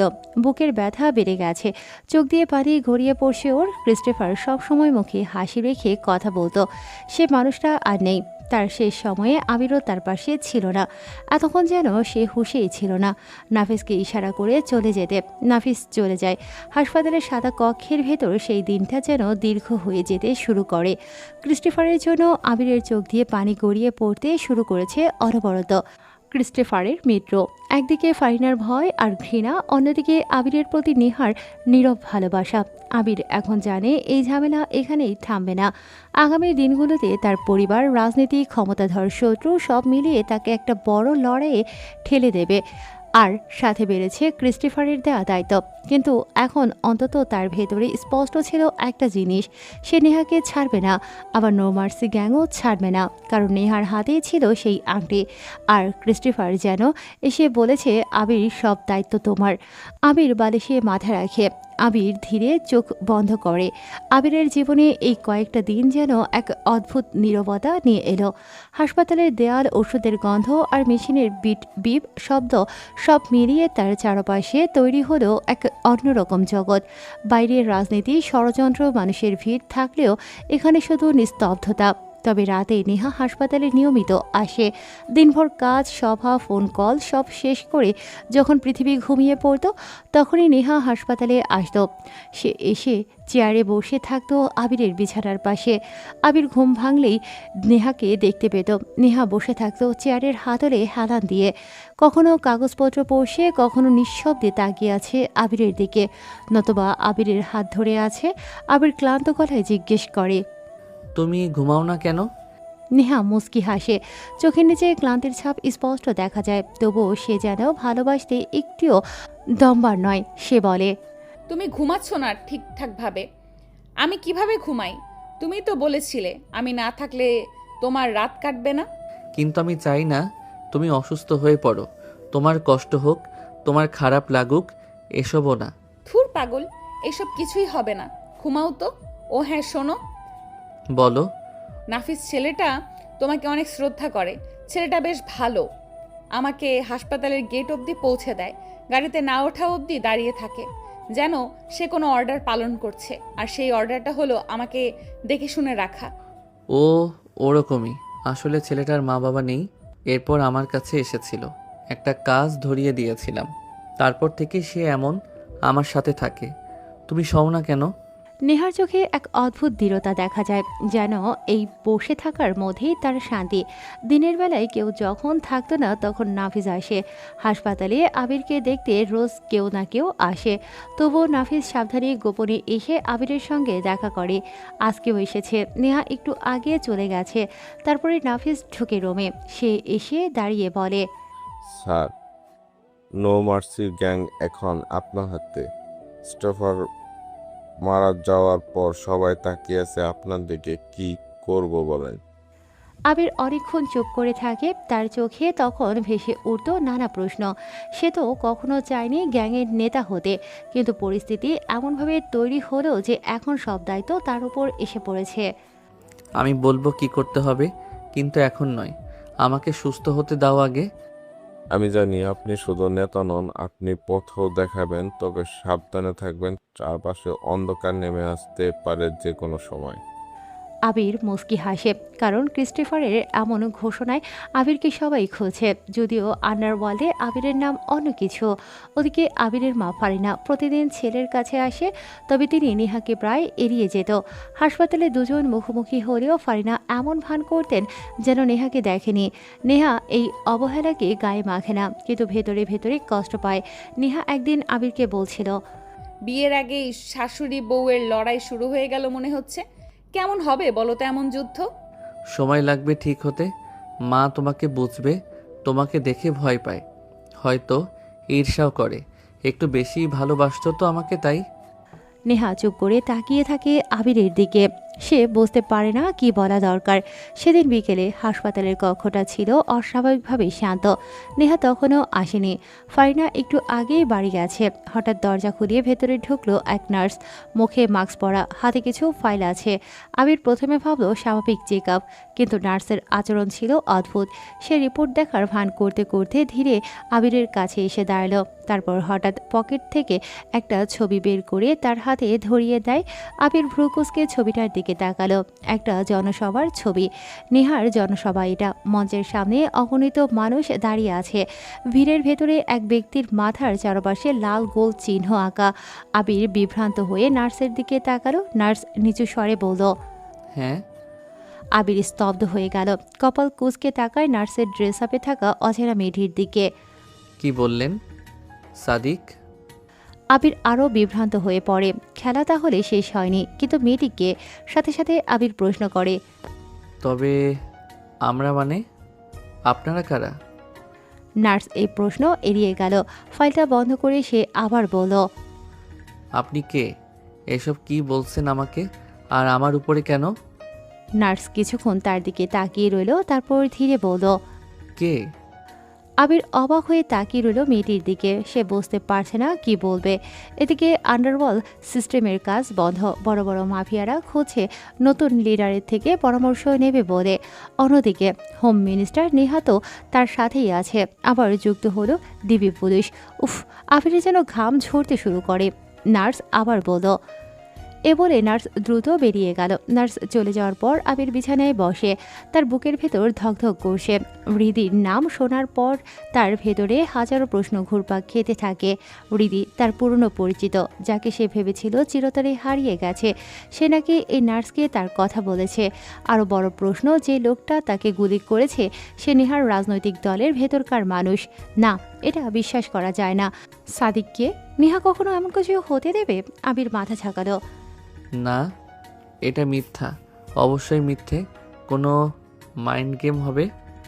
নিজের ভাবনাতে প্রশ্ন থাকলেও ভেতরে ভেতরে একটা ভয় তাকে গ্রাস করতে থাকে। যদি সত্যি নেহার দলের ভেতরে কেউ তার মিত্র চায়। হাসপাতালের জানালা দিয়ে বাইরে তাকালো আবির। সন্ধ্যা নেমে আসে। মনে হলো অদৃশ্য কোনো ছায়া তাকে ঘিরে রেখেছে। শত্রুর সামনে থেকে আক্রমণ করছে না, কোথাও অদৃশ্য থেকে, অন্ধকার থেকে আঘাত হানছে। আর সে জানে না কাকে বিশ্বাস করবে। শুধু একটা কথাই কানে বাজতে লাগলো, হাসপাতাল থেকে ছাড়া পাওয়ার পর আবিরের শরীর সুস্থ হতে মাসখানেক সময় লাগছে। বাইরে থেকে দেখতে স্বাভাবিক মনে হলেও ভেতরে ভেতরে সে জানে শরীর এখনও দুর্বল। দীর্ঘদিনের ঔষধ, ঘন ঘন ডক্টরের চেক আপ আর বিশ্রামের মধ্যে কেটে যাচ্ছিল তার দিন। আবির বাসায় বসে সময় কাটাতো বই পড়ে, টিভি দেখে আর মাঝে মধ্যে অনলাইনে ব্রাউজিং করে। বাইরে যাবার অনুমতি তখনও ডক্টর দেয়নি, অথচ তার চারপাশের বিশ্ব বদলে গেছে অদ্ভুতভাবে। আগে সে ছিল শুধু এক সাধারণ বিশ্ববিদ্যালয়ের লেকচারার, কিন্তু এখন সে জনতার আলোচনায়, দেশের খবরের শিরোনামে, ছাত্রদের অনুপ্রেরণায় পরিণত হয়েছে। আবির অবাক হয়ে দেখে কিভাবে জনতা তার গল্প নিজের মতো করে বানিয়ে নিয়েছে। সবচেয়ে জনপ্রিয় গল্প ছিল সেদিনের গুলিবর্ষণের আসল লক্ষ্য নেহা। আবির তা টের পেয়ে নিজের শরীর পেতে দিয়েছে, নিজের প্রাণ বিসর্জন দিয়ে নেহাকে রক্ষা করেছে। ফেসবুক, টুইটার, ইনস্টাগ্রাম সব জায়গায় এই কাহিনী ছড়িয়ে পড়েছে। অনেক পোর্টালেও প্রকাশিত হয়েছে। বিশ্ববিদ্যালয়ের সহকর্মী আর ছাত্রছাত্রীরা গর্বের সঙ্গে তাকে ট্যাগ করে পোস্ট দিচ্ছে। আমাদের স্যার, আমাদের নায়ক। আবির ভেতরে ভেতরে একটু হেসে ফেলে, কারণ আসল সত্যি এত সরল ছিল না। কিন্তু সে বুঝতে পারে মানুষ সত্যকে যতটা ভালোবাসে, গল্পকে ভালোবাসে তার চেয়ে অনেক বেশি। আর এই গল্পই তাকে সাধারণ শিক্ষক থেকে জনতার কাছে নায়ক বানিয়ে দিল। হাসপাতালে থাকার সময় থেকেই অনেক বিশিষ্ট মানুষ তাকে দেখতে এসেছিল। সাংবাদিক, রাজনৈতিক, সংস্কৃতি অঙ্গনের নামী মুখ সবাই যেন হঠাৎ আবিরকে চিনে ফেলল। বাসায় ফেরার পরেও অবিরাম আসতে লাগলো মানুষজন, শুভেচ্ছা জানাতে, ছবি তুলতে অথবা নিছক তার পাশে দাঁড়াতে। বিশ্ববিদ্যালয়ের ছাত্ররা ক্যাম্পাস থেকে ডেলিগেশন নিয়ে আসতো। তারা আবিরকে দেখত এক আইকন হিসেবে, যিনি শিক্ষকের মর্যাদার পাশাপাশি সাহসী প্রতিরোধের প্রতীক। একদিন হঠাৎ এলো ছাত্রনেতা কামাল আফসার। আগে যার সঙ্গে আবিরের মত বিরোধ ছিল, সেই কামাল এখন হাসি মুখে এসে হাত বাড়িয়ে বলে, স্যার, শরীর কেমন এখন আপনার? এই তো চলছে, আগের চেয়ে অনেকটা ভালো। স্যার, যা হয়েছে সব ভুলে যাই, এখন সামনে এগোনো দরকার। ক্যাম্পাসে আপনার নিরাপত্তা আমার দায়িত্ব। আপনি নিশ্চিন্তে থাকুন, আর কোনো হামলা হবে না। আমাদের ছেলেরা আপনার চারপাশেই থাকবে। ক্যাম্পাসে নিরাপত্তা তো প্রশাসনের বিষয় কামাল। স্যার, এখন পরিস্থিতি অন্যরকম। আপনি আমাদের সম্পদ, তাই আপনার দেখভাল আমরাই করব। আচ্ছা, সেটা সময় হলে দেখা যাবে। কামাল বিদায় নিলে আবির একা জানালার ধারে বসে ভাবছিল, যার হাতে ছাত্র রাজনীতির সব খেলনা, তার কাছ থেকে এমন আশ্বাস কতটা বিশ্বাসযোগ্য। আবির আরও লক্ষ্য করে সবচেয়ে বড় পরিবর্তন এসেছে নেহার মধ্যে। আগে নেহা আবিরের সঙ্গে দেখা করতে আসতো নিজেকে আড়াল করে, যেন তার রাজনৈতিক ইমেজ ক্ষুণ্ণ না হয়, মানে নিজেকে একদম ঢেকে আসতো। কিন্তু এখন কোনো রাগঢাক নেই। রাত বাড়লে নেহা বাসায় আসে হাতে একটা টিফিন ক্যারিয়ার। কি এনেছো আজ? তোমার প্রিয় মাছ ভাজা আর সবজি নিজে তদারকি করে রান্না করিয়েছি। তুমি রোজ আসছো, তোমার কাজের কি ক্ষতি হচ্ছে না? আমার কাজের চেয়ে তুমি এখন বেশি জরুরি, খেয়ে নাও। বাসার সামনে পুলিশের গাড়ি দেখে মা খুব বিরক্ত হচ্ছে। নেহা, ওসব নিয়ে ভেবো না, আমি আছি তো। বাসার সামনে সব সময় দাঁড়িয়ে থাকে পুলিশের গাড়ি। প্রতিদিন রাতেই নিয়ে এসে হাজির হয়, কখনো খাবার নিয়ে আসে, কখনো শুধু সময় কাটাতে আসে। রাতের খাবার তারা প্রায়ই একসাথে খায়। হাসপাতালে যেমন প্রতি রাত কাটাতো নেহা আবিরের পাশে, বাসায় ফিরেও সেই অভ্যাস ছাড়েনি। ফারিনা মানে আবিরের মা, এই বাড়তি নিরাপত্তা সহ্য করতে পারে না। একদিন তিনি বিরক্ত হয়ে নেহার সামনে বলল, বাইরে গেলে আমার পেছনে সবসময় পুলিশ লেগে থাকে, এটা একদম ভালো লাগে না। আন্টি, বাহিরে কি হচ্ছে আপনি জানেন না, পরিস্থিতি খুব একটা ভালো না। এটা বুঝলাম, কিন্তু বাড়ির সদর দরজায় সবসময় বন্দুকধারীর লোক দাঁড়িয়ে থাকবে, এটা কেমন দেখায় না? সাধারণ মানুষ ভয় পায়। তাছাড়া এসব তো আমার দরকার নেই। আপনি পছন্দ করেন বা না করেন, এটা আমি করবই। আমি ছিলাম যখন আবির রক্তাক্ত অবস্থায় আমার সামনে পড়েছিল। এত ক্ষমতা থাকার পরেও আমি কতটা অসহায় ছিলাম সেটা আপনি কল্পনাও করতে পারবেন না। আমি সেই অবস্থাটা আর হতে দেব না, কোনোভাবেই না। কিন্তু নেহা, একটা সীমানা থাকা উচিত। কোনো সীমানা নেই এখানে। আবির আর আপনাদের সবার নিরাপত্তা এখন আমার কাছে সবার আগে, বুঝলেন? ফারিনা কিছুক্ষণ তাকিয়ে থেকে আর কিছু বলল না। এরপর থেকে তিনি নেহাকে সহ্য করে নিতে শুরু করে। আবির ধীরে ধীরে বুঝতে থাকে সে আর আগের মানুষ নেই। আগে সে শুধু ছাত্রদের ক্লাস নিত, গবেষণা করত, শান্ত জীবন চাইত, কিন্তু এখন সে জনতার চোখের নায়ক। সবাই তাকে চেনে। আর এই পরিচিতির সাথে এসেছে দায়িত্ব, রাজনীতি, ষড়যন্ত্র। সে জানত না এই জনপ্রিয়তা আশীর্বাদ নাকি অভিশাপ। এইসব দৃশ্যের আড়ালে লুকিয়ে ছিল এক অদৃশ্য জগৎ, যেটার নাম নো মার্সি গ্যাং। ক্রিস্টোফারের মৃত্যুর পর গ্যাংয়ের নেতৃত্ব কার্যত চলে এসেছে আবিরের হাতে, যদিও সে নিজে কখনো আনুষ্ঠানিকভাবে তা মেনে নেয়নি।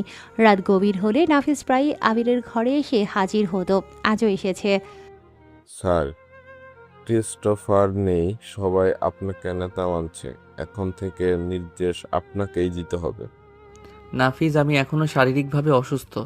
সেটা আমরা জানি স্যার, কিন্তু গ্যাংয়ের ছেলেদের একটা মাথার দরকার। সবাই আপনার সিদ্ধান্তের অপেক্ষায় বসে আছে। এখন আমি সেরে উঠছি, তুমি সামলাবার একটু।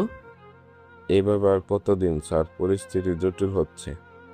আবির ভেতরে ভেতরে জানতো একদিন তাকে সিদ্ধান্ত নিতেই হবে, কারণ এখন আবিরের জীবনে গ্যাং শুধু অস্ত্র আর টাকার খেলা নয়, সেখানে যুক্ত হয়েছে রাজনীতি, প্রভাব, প্রতিপক্ষের দমন, সাথে ডিবি পুলিশও আছে। প্রোটোকলের কথা তো বাদই দিল।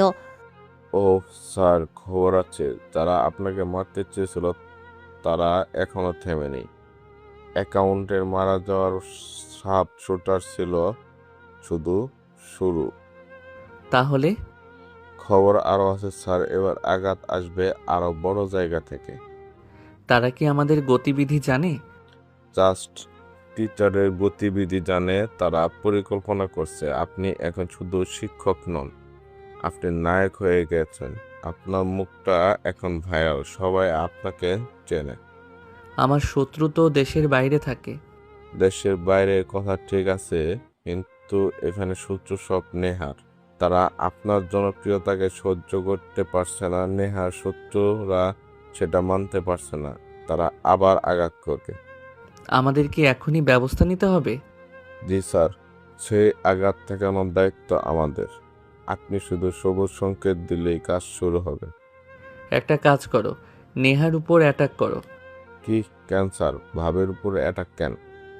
দরকার আছে, চলো আজ বের হব। নাফিস চুপ করে তাকিয়ে রইল আবিরের দিকে। সকালে আবিরের মনটা বড্ড ছটফট করছিল।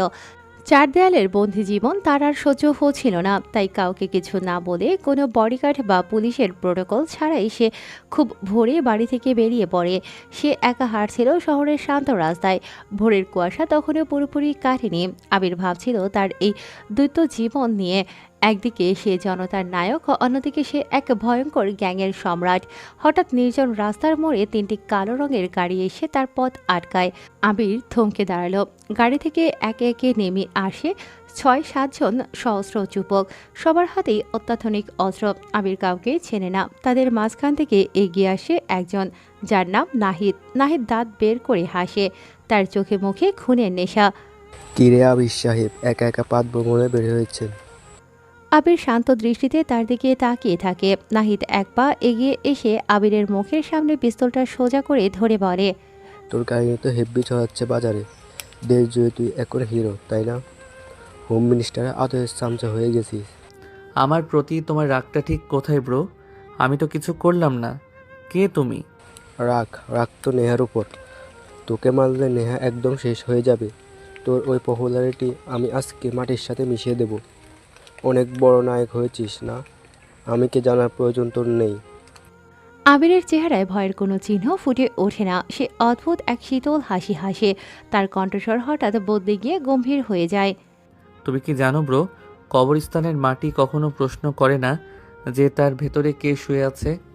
সে শুধু জানে তাকে গ্রাস করতে হবে। তা সে যেই শুয়ে থাকুক না কেন মাটিতে। তুমি আজ এখানে এসেছো আমাকে মারতে, কিন্তু তুমি ভুলে গেছো যে শিকারী যখন বাঘের গুহায় ঢোকে তখন সে আর শিকারী থাকে না, সে কেবল একবেলা আহার হয়ে যায়। মানে কি বলিস? নাহিদ কিছুটা থতমত খেয়ে যায় আবিরের এমন কথা শুনে। সে আবার চিৎকার করে ওঠে। ফালতু ডায়লগ বন্ধ কর, মৃত্যুর দুয়ারে যাওয়ার জন্য প্রস্তুত হ। আবির তার কোমরের পেছনে হাত নিয়ে যায়। সেখানে রাখা আছে তার নিজস্ব পিস্তল। সে যখনই বের করার প্রস্তুতি নিচ্ছে ঠিক তখনই একটা সাদা রঙের গাড়ি প্রচণ্ড গতিতে এসে নাহিদ আর আবিরের মাঝখানে ব্রেক কষে থামল। গাড়ি থেকে নেমে আসে নেহা। তার পরনে সাধারণ পোশাক। সে দ্রুত এসে আবিরের সামনে দাঁড়ালো। নেহার গাড়িতে গুলি বর্ষণ হতে থাকে। আবির তৎক্ষণাৎ তার হাত সরিয়ে নেয় এবং পিস্তলটা আর বের করে না, কারণ নেহা জানে না যে আবিরই নোমার্সি গ্যাংয়ের আসল লিডার। তুমি এখানে কেন? আর একা কেন বের হয়েছো কাউকে না বলে? আমাকে জানালে না কেন? অর্ক যদি সময় মতো আমাকে না বলতো যে তুমি একা বেরিয়েছো, তাহলে তো আজ সব শেষ হয়ে যেত। এই লোকগুলো কারা জানো তুমি? এরা মনে হচ্ছে বিরোধী দলের মাফিয়া। ওরা আমাকে নয়, কাজের মানুষদের টার্গেট করছে। এখন কি বুঝতে পারছো? মরতে হবে আমাদের। অর্ক, জলদি ফোর্স পাঠাও। আবির ভয়ে চমকে যায়। ভীতু মানুষের মতো করে কাঁপতে থাকে। সে নেহাকে জাপটে ধরে হাউমাউ করে কেঁদে ওঠে। নেহা, আমাকে বাঁচাও, এরা আমাকে মেরে ফেলবে। ওরা আমাকে বলেছে তোকে আজ মেরেই যাবে। আমার খুব ভয় করছে নেহা। নেহা আবিরকে আগলে ধরে গাড়ির পাশে বসিয়ে রাখে। আবির কাঁপতে কাঁপতে নেহার জামা খামছে ধরে। তুমি বসো, উঠবে না এখান থেকে। আমি যতটুকু পারি ওদের ব্যস্ত রাখছি। পুলিশ না আসা অবধি বসে থাকো। কোথাও যেও না নেহা, প্লিজ যেও না। তুমি একদম ভয় পাবে না। গাড়ির চাকার আড়ালে মাথা নিচু করে বসে থাকো, আমি দেখছি সব। নেহা তার কোমর থেকে সার্ভিস রিভলভার বের করে। সে যদিও রাজনীতির মাঠের মানুষ, কিন্তু অস্ত্রের লড়াইয়ে সে খুব একটা দক্ষ নয়। নাহিদরা ততক্ষণে গুলি শুরু করেছে। নেহা গাড়ির আড়াল থেকে ভয় পেয়ে চোখ বন্ধ করে আন্দাজে কয়েকটা গুলি ছুড়ল ওদের দিকে। নেহা যখন গুলি ছুড়ছিল তখন আবির খুব সন্তর্পণে তার কোমর থেকে পিস্তল বের করে গাড়ির আরেক প্রান্তে গিয়ে দাঁড়িয়ে পিস্তল তাক করে নেহার গুলির আওয়াজের সাথে তাল মিলিয়ে আবির পরপর দুটো নিখুঁত শটকট নেয়।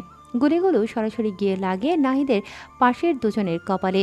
তারা মুহূর্তের মধ্যেই মাটিতে লুটিয়ে পড়ে। নেহা অবাক হয়ে যায়। সে তো এভাবেই গুলি করতে পারবে না, কিন্তু লোকগুলো মরল কীভাবে? সে উকি দিয়ে দেখে দুজনেরই মাথায় গুলি লেগেছে। সে যখন পেছন ফিরে আবিরের দিকে তাকাতে যায়, আবির চোখের পলকে তার পিস্তলটা গাড়ির নিচে ঢুকিয়ে দিয়ে এবং আবার কান্না করতে থাকে চাকার সাথে বসে। বাঁচাও নেহা, প্লিজ ওদের থামতে বলো, ওরা গুলি করছে অনেক। ভয় পেও না, আমি আছি তো।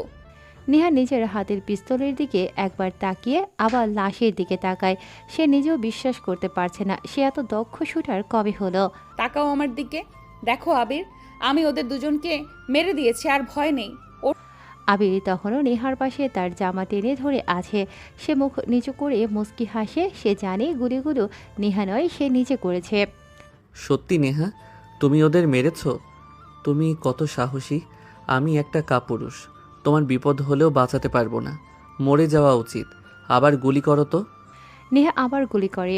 আবির কথা বলতে বলতে নিজের পিস্তলটা বের করে আবার দাঁড়িয়ে নেহার গুলির শব্দের সাথে মিল রেখে দক্ষতার সাথে গুলি করে।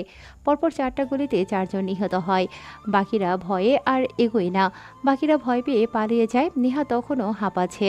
আবির পিস্তলটা দূরে ফেলে দিয়ে মাথাটা হাঁটুর ফাঁকে দিয়ে বসে থাকে। নেহা বলে, ওঠো এবার, কেউ নেই, ওরা পালিয়েছে। আবির উঠে দাঁড়ালো। চারপাশে তাকায় 6টা লাশ পড়ে আছে। আবির অবাক হয়ে বলে, তুমি ওদেরকে মারছো কিভাবে? এটা দিয়ে, পিস্তলটা বাবা দিয়েছিল, বলেছিল কাজে লাগবে। বাপরে, পিস্তলটা অনেক ভয়ঙ্কর দেখতে। একটু ধরতে পারি? হ্যাঁ। আবির নেহার হাত থেকে পিস্তলটা নিজের হাতে নেয়, তারপর নিচু হয়ে বলে, ইস, এত ভারী জিনিস কেন এটা? এটা কিভাবে ধরে নেহা? হাত দিয়ে তোলাও তো কঠিন। আমার হাত ব্যথা করছে। পিস্তল চালাতে সাহসী আর দক্ষ হতে হয় টিচার। সারা জীবন কলম ধরার লোক কি পিস্তল ধরতে পারে? তুমি ধরো, আমি এসব ভারী জিনিস ধরতে চাই না। নেহা আবিরের এমন নাদান চেহারা দেখে হাসতে শুরু করে। পুলিশ আসে সেখানে তখন। তবে নেহা আবিরের হাত থেকে পিস্তলটা নিয়ে আবার খাপে ভরে। তুমি একটা আস্ত বোকা ছেলে, এইসব তোমার কাজ না। তুমি শুধু বই পড়বে আর লেকচার দেবে। চলো এখন বাসায় চলো, ভয় পাবে না। কেন পাবো না? আরে গাধা, দেখো না তোমার জিএফ কতটা সাহসী। সবাইকে কেমন গুলি করলাম। ও হ্যাঁ, ভাগ্যিস তুমি আসছিলে, তাহলে আজ যে কি হতো। ভয়ের কিছু নেই, তোমার একটা হোম মিনিস্টার জিএফ আছে। আবির গাড়িতে গিয়ে বসে, নেহাও বসলো। আবির নেহার কাঁধে মাথা রাখে, বিড়বিড় করে বলে, নেহা তুমি না আসলে আজকে সব কটা মরতো। আবির কাচুমাচু মুখ করে নেহার কাঁধে মাথা রেখে এক হাত দিয়ে জড়িয়ে ধরে রাখে তাকে। নেহা ভাবছিল সে হয়তো আজ বড় কোনো মিরাক্কেল ঘটিয়ে ফেলেছে, কিন্তু সে জানে না তার পাশে বসে থাকা এই নিরীহ চেহারার মানুষটাই আসলে আন্ডারওয়ার্ল্ডের বস। আবির বাড়িতে আসে। নেহা বাড়ি অবধি পৌঁছে দেয় আবিরকে। নাফিসকে সবটা বলে যে আজ কি হয়েছিল। সারাদিন পেরিয়ে রাত হয়। আবির ওর রুমে আসে। টেবিলে থাকা হঠাৎ তার কাছে কুরিয়ার করে আসা ফোনটা বেজে উঠল। অজানা এক নম্বর। আবির খানিকটা দ্বিধায় পড়ে, তবুও কল রিসিভ করে সে। ওপাশ থেকে এক নারী কণ্ঠ শোনা গেল। হ্যাঁ আছি। কথাটা শেষ হতেই লাইন কেটে গেল। কিছুক্ষণ আবির ফোনের দিকে তাকিয়ে রইল। বুকের ভেতরে কেমন অদ্ভুত একটা চাপা অস্বস্তি জমে ওঠে তার। তবে আর দেরি করে না। সে ধীরে ধীরে সিঁড়ি বেয়ে ছাদের দিকে উঠতে থাকে। ছাদে উঠে চারপাশে তাকাতেই আবির দেখতে পেল এক মেয়েকে। ধীরে ধীরে তার দিকে এগিয়ে আসে। অন্ধকার আলোয় মুখটা স্পষ্ট দেখা যাচ্ছিল না। মেয়েটি সিঁড়ি ঘরের দরজার কাছে এসে থামল। হাত দিয়ে ইশারা করলো আবিরকে ওখানেই দাঁড়াতে। আবির লক্ষ্য করল মেয়েটি সেই একই চেহারা, সেই একই চোখ, যে সেদিন হাসপাতালে নার্স সেজে এসেছিল। তার বুকের ভেতর কেমন যেন ধপ করে উঠল। আপনি? বিস্মিত স্বরে বলল আবির। আজকে এভাবে বাসায় চলে এলেন? আজকে তো নেহা জেনে যাবে। আপনার নাম জানা হয়নি। Tushi, review officer. ও আপনি তাহলে কুরিয়ারে ফোন পাঠিয়েছেন? হ্যাঁ। ও তবে সেদিন হাসপাতালে আপনি যা বলেছিলেন আমার বিশ্বাস হয়নি। তুষি দীর্ঘ এক নিঃশ্বাস ছাড়ল, তারপর বলল, না হওয়াটাই স্বাভাবিক, কিন্তু আমি মিথ্যে বলিনি। তুষি একটু ঝুঁকে আবিরের দিকে তাকালো, চোখে অদ্ভুত এক দৃঢ়তা। আপনার কখনো মনে হয়নি দেশের স্বরাষ্ট্রমন্ত্রী একজন নারী হঠাৎ কেন একজন সাধারণ লেকচারারকে ভালোবাসে, প্রেম করবে? এই প্রশ্নটা আপনার মাথায় একবারও আসেনি? আবির থমকে গেল। আবিরের মাথায় প্রশ্নটা আসেনি তা নয়, বহুবার এসেছে। তবে নেহার চোখের দিকে তাকালে, তার আচরণ দেখলে মনে হতো সব সত্যিই বাস্তব। সে একবার আস্তে করে বলল, নেহা বলেছিল আমার সেদিনকার আচরণই তাকে আকৃষ্ট করেছিল। মানুষ মানুষকেই পছন্দ করে, এটা সত্যি, কিন্তু নেহা ম্যাডামের টার্গেট ছিল আলাদা। ইয়াং জেনারেশনের সমর্থন পাওয়া, এটাই আসল উদ্দেশ্য ছিল তার।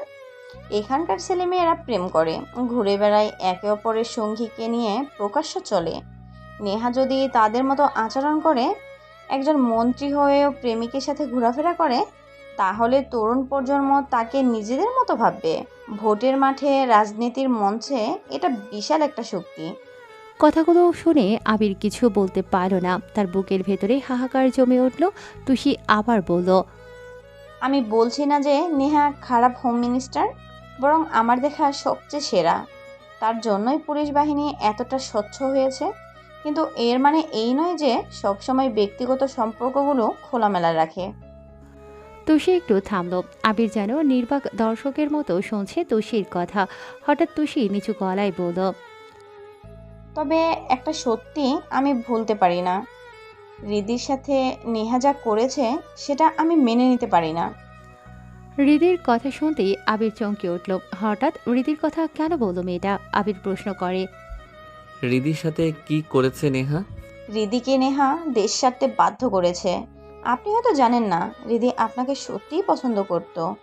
আমার সাথে ওর কথা হতো, এখনো হয়। তাকে স্কলারশিপ দিয়ে দেশের বাইরে পাঠানো হয়েছে। এমন ব্যবস্থা করা হয়েছে যাতে সে অন্তত 5 বছর দেশে ফিরতে না পারে। হৃদের বিশ্ববিদ্যালয়ের নিয়োগটাও খুব স্বচ্ছ ছিল না। ও হয়তো আপনার জন্য সেটা ছেড়েও দিত, কিন্তু ওর বাবার জন্য সব মেনে নিয়েছে। তার বাবা একজন সরকারি কর্মকর্তা। কিছু অভিযোগ ছিল তার বিরুদ্ধে, স্বরাষ্ট্র মন্ত্রণালয়ের কাছে সব প্রমাণই ছিল। রিধিকে স্পষ্ট জানানো হয়েছিল যদি সে বিদেশে না যায়, বিশেষ করে আপনার সাথে সম্পর্ক না ছিন্ন করে, তবে তোর বাবার বিরুদ্ধে কড়া তদন্ত শুরু হবে। কমপক্ষে 10 বছরের জেল খাটতে হবে তার বাবাকে। রিধি আর কি করার ছিল, তাই বাধ্য হয়ে রিধি চলে গেছে। আবিরের মনে হলো মাটি সরে যাচ্ছে তার পায়ের নিচ থেকে। তার ঠোঁট শুকিয়ে গেছে, কিছু বলতে পারল না। তুষি ওর ঘড়ির দিকে তাকালো, তারপর বলল, আমার এখন যেতে হবে, তবে সাবধান থাকবেন। আপনার উপর আবার হামলা হতে পারে। পার্সোনাল সমর্থক নেহা পেয়ে গেছে, এখন তার দরকার সিম্প্যাথির সাপোর্ট। আর আপনি হচ্ছেন সবচেয়ে বড় টোপ। আমি আপনাকে বাঁচাতে পারবো না, আমার সেই ক্ষমতা নেই, তবে সতর্ক করতে পারলাম। আচ্ছা, একটা প্রশ্ন করি। করুন। আমার বিষয়ে আপনি বা নেহা কিংবা রিদি কতটুকু জানে? এই যে আপনি খুবই সাধারণ একজন ভার্সিটির টিচার, এর বেশি আপনার আর পরিচয় ছিল না, এখন হয়েছে নেহার কারণে। ও আচ্ছা। সাবধান থাকবেন। নেহা ম্যাম যেটা চায় তা হাসিল করেই ছাড়ে। এসব বলে তুষি চলে গেল। ছাদের অন্ধকারে একা দাঁড়িয়ে রইল আবির। তারপর ধীরে ধীরে সিঁড়িতে বসে পড়ে। তার বুকের ভেতর তখন অদ্ভুত শূন্যতা বিরাজ করছে। নেহা সত্যি কি এমন করতে পারে? তার চোখের দিকে তাকালে তো আবির সবসময় ভালোবাসাই অনুভব করেছে। তবে এ যদি সত্যি হয়, তবে সেই ভালোবাসা কি কেবল নাটক? আবিরের মনের ভেতরে দুরকম কথা বাজতে থাকে। একদিকে ভাবে, না, তুষি মিথ্যা বলছে, রিদিকে দিয়ে পাঠিয়েছে আমাকে বিভ্রান্ত করার জন্য। অন্যদিকে ভাবে, তুষির মিথ্যে বলার কি দরকার? রিদিরও লাভ নেই। আসলে রিদি তো আমাকে ছেড়ে চলে গিয়েছিল, আমি তাকে ছাড়িনি। আবির হাঁটুর উপর মাথা রেখে বসে থাকলো অনেকক্ষণ। তার ভেতরে যেন একটা ঝড় বয়ে যাচ্ছে। সত্যি মিথ্যার ভেতরে আটকে এসে বুঝতে পারছিল না কোন পথে যাবে। সে বিড়বিড় করে, নেহার মনে আমার প্রতি ভালোবাসা কি সত্যি সত্যি, নাকি সবটাই রাজনীতির খেলা? রাতের আধারে বাইরে হালকা বাতাস বইছে, তবে আবিরের বুকের ভেতর সেই শান্তির ছায়া নেই। গত সপ্তাহ ধরে তুষির বলা কথাগুলো তাকে কুড়ে কুড়ে খাচ্ছে। মনের ভেতর অদ্ভুত এক দ্বন্দ্ব। নেহা কি সত্যি তাকে ভালোবাসে, নাকি সবটাই নিছক রাজনীতির খেলা? অবশ্য আবির নিজেকে শপথ করেছিল কোনো কিছু বিশ্বাস করার আগে প্রমাণ চাই। চোখে না দেখলে, কানে না শুনলে সে কাউকে বিশ্বাস করবে না, আবার পুরোপুরি অবিশ্বাসও করবে না। সুযোগটা এলো হঠাৎ করেই। সেদিন রাতে নেহা আবিরের ফ্ল্যাটে আসে। কিছুক্ষণ গল্প গুজবের পর নেহা বলল, শাওয়ারটা নিয়ে আসি, তারপর ডিনার করব। আবির জানে নেহা একবার বাথরুমে ঢুকলে অন্তত 1 ঘন্টার আগে বের হবে না। সে খুব যত্ন করে সময় নিয়ে গোসল করে। আবিরের চোখ তখন পড়ে নেহার ল্যাপটপ ব্যাগের দিকে।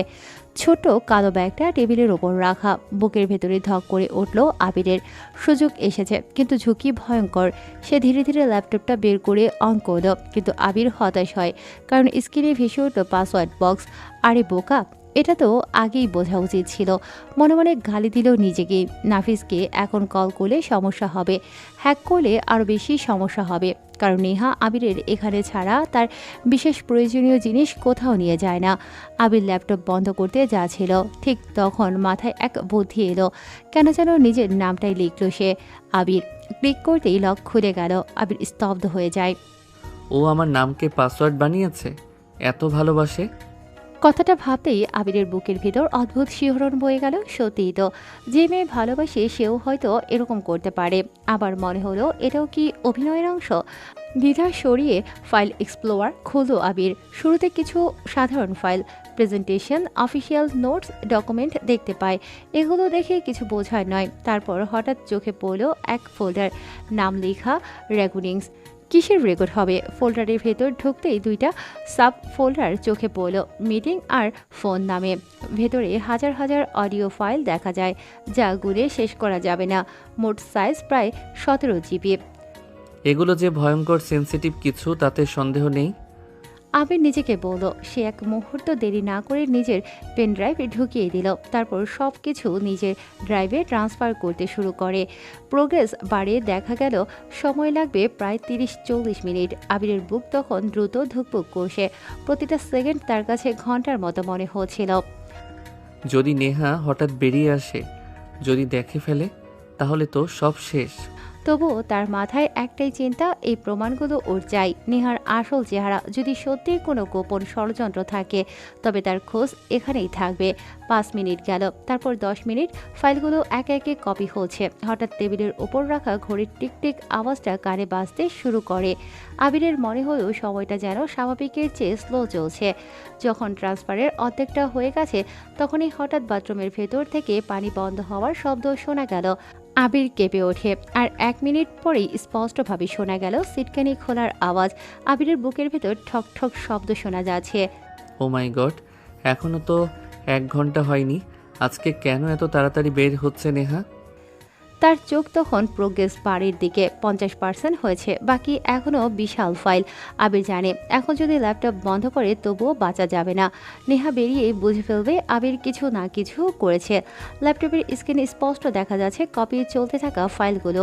সে মরিয়া হয়ে চারপাশে তাকাতে থাকে। বুদ্ধিমান আবিরও যেন ফেসে যেতে শুরু করে। সময় নেই। নেহার পা এগিয়ে আসে, দরজার কপাট নড়ল। আবিরের মনের ভেতর তখন যুদ্ধ শুরু হয়। একদিকে ভয় সব শেষ হয়ে যাবে, অন্যদিকে এক অদম্য কৌতূহল। এই রেকর্ডিংগুলোই তার সন্দেহের উত্তর। কপালে ঘাম জমে গেছে। আবিরের আঙ্গুল কাঁপতে লাগলো কিবোর্ডে। আর ঠিক তখনই দরজার কিঞ্চিত খুলে গেল। আবির বলতো আর কিছু করার সময় নেই তার। দরজা খোলার শব্দে আবির ল্যাপটপের ঢাকনাটা একটু নামিয়ে রাখে। আবির আড়াল হয়ে দাঁড়িয়ে থাকে। দরজা একটুখানি ফাঁকা করে নেহা মাথা বের করে। ভেজা চুল, মুখে পানি লেগে আছে, টলটলো চোখ, একটু বিস্ময় আর লজ্জায় আভা। সে বের হয়নি পুরোটা, কেবল মাথা বের করেছে। মৃদু কণ্ঠে বলল, আবির, তোয়ালেটা দাও তো, নিতে ভুলে গেছি। এই একটুকু বাক্যে আবিরের ভেতরের ঝড় খানিকটা থেমে গেছে। এতক্ষণ ভেবেছিল মেনে নাই, বুঝলে? আবির মাথা নেড়ে বলে। আর কোনো শব্দ বের হলো না তার গলা থেকে। নেহা আবার বাথরুমের ভেতরে ঢুকে দরজা বন্ধ করে দেয়। বিশ্বাস, অপরাধ আর সত্য সবকিছুর মাঝখানে দাঁড়িয়ে আছে সে। ল্যাপটপটা আগের মতো করে আবির জানালার কাছে এসে দাঁড়ায়। নেহা আবার দরজা খুলে বের। সে চুপচাপ তাকিয়ে রইল আবিরের দিকে। দুজনের চোখে চোখ মিলল। এক মুহূর্তের জন্য মনে হলো পৃথিবী থমকে গেছে। নেহা এগিয়ে আসে, আবিরকে জড়িয়ে ধরে। আবির চুপচাপ দাঁড়িয়ে থাকে। নেহার ভেজা চুলে আবিরের টি শার্ট ভিজতে শুরু করেছে। কিছু সময় এভাবে থাকে দুজন। এরপর নেহা নিজের ড্রেস পরে নিয়ে বিছানায় বসল। কি ভাবছো আবির? আজকাল তুমি ওর প্যান্ড্রাইভ ঢুকিয়ে অন করে জানালার কাছে আসে। কাচের জানালার কাজ সরিয়ে এসে সিগারেটে আগুন জ্বালায়। এক মনে টানতে থাকে আর মুচকি হাসে।